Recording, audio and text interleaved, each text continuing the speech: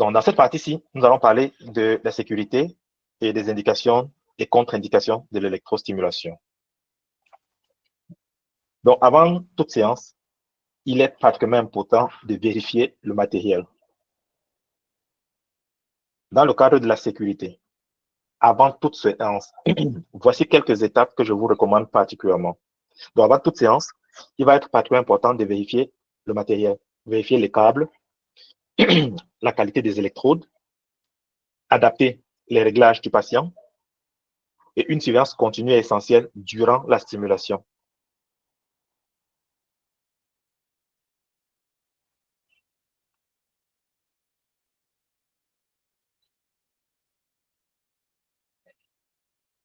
Les indications cliniques.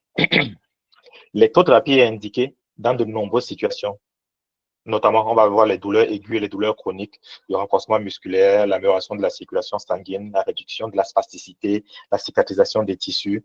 En fait, je vous montrerai tout à l'heure au moins 10 indications de la stimulation électrique. Parce que je vais m'arrêter juste une seconde, juste pour qu'on on visualise ça. Si je vous demande, pour vous, kinésithérapeute, en pratique clinique, quelles sont toutes les indications que vous pouvez citer dans le cadre d'une stimulation électrique?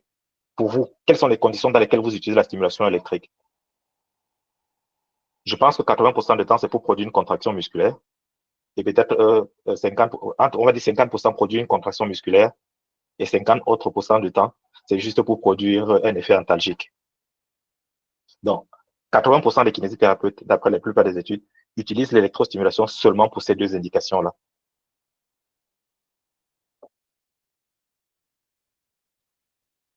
Donc, nous allons rentrer un peu là-dedans. La gestion de la douleur. Donc, l'une des premières